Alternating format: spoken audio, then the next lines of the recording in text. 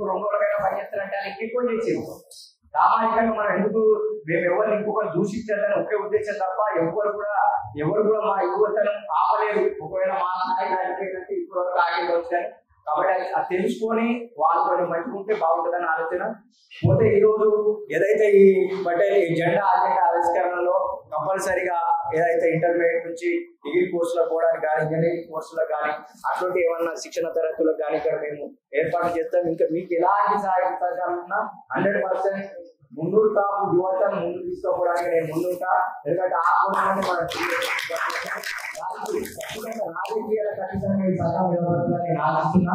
Compulsory ఈ సంఘం ఎప్పుడు కూడా వితౌట్ రాజకీయాలకు కానీ దేనికి కానీ పోవడం వల్ల మన ముందు కాపు యువత ముందు జాగ్రత్త ఉండాలి. ఇంకా మన ఏదైతే బీసీ వర్గాలు ఉన్నాయి మన కింది వర్గాలను కనుక్కొని మనం ముందుకు పోయినప్పుడే రాజకీయ తీసుకుపోతాం అనే ఉద్దేశంతోనే ఇదైతే ఈ పటేల్ ముందు కాపు విద్యార్థి సంఘం అనే దాన్ని ఖచ్చితంగా మనం ఉండాల్సిన అవసరం ఉంది. ఎందుకంటే పేద విద్యార్థులు ఉన్నారు, వాళ్ళ ఒకరికొకరు పరిచయాలు లేవు. బీసీ తొట్టిలో ఉండడం వల్ల వాళ్ళకి ఏం జరుగుతుందో తెలియదు. కాబట్టి ఇప్పుడు దీనివల్ల మనకి ఏంటంటే వాళ్ళకి జిల్లాల వారికి అనుబంధాలు ఏర్పడితే వాళ్ళకి ఏదైనా అవసరాలు ఉన్నా అక్కడ ఎక్కడైనా కోచింగ్ సెంటర్లు మన కాలేజెస్ ఉన్నాయి, మనకి ఎక్కడైతే వాళ్ళకి ఎలాంటి అవసరాలు ఉన్నా ఒకరికొకరి పరిచయం ఉంటుంది.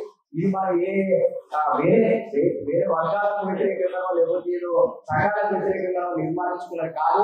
కాబట్టి మిగతా అన్ని సంఘాలు ఎవరైనా మాకు సహాయ సహకారాలు అందించాలని దీన్ని ఒక ప్రత్యేకమైన వర్గంగా మాత్రమే చూడాలి. కేవలం మా కుల అభివృద్ధం మా కుల సమూహంగా ఏర్పరచుకున్న తప్పది రాజకీయ సంఘాలు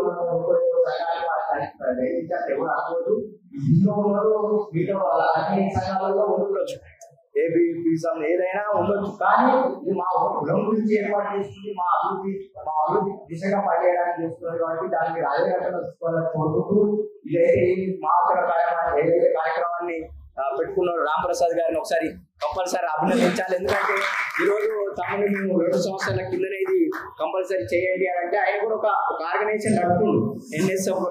ఎన్ఎస్ఎఫ్ అని ఒక ఆర్గనైజేషన్ నడిపి విద్యార్థి ఉద్యోగంలో చాలా చేస్తున్నాడు. మాకు పేపర్స్ అవి కవర్ చేస్తున్నాం.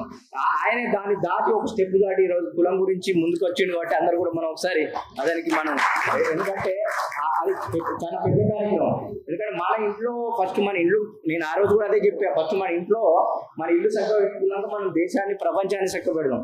ఇప్పుడు ఈరోజు రాజకీయ నాయకులు కూడా ఏమైపోయారంటే వాళ్ళు కేవలం రాజకీయాలకు ఒక రోజు చూస్తే బాధ అనిపిస్తుంది. రాజకీయం మనం కులానికి పుట్టారా లేకపోతే రాజకీయ పార్టీలకు పుట్టారా అన్న విధంగా తయారైపోయింది సమాజం ఈ రోజులల్లా.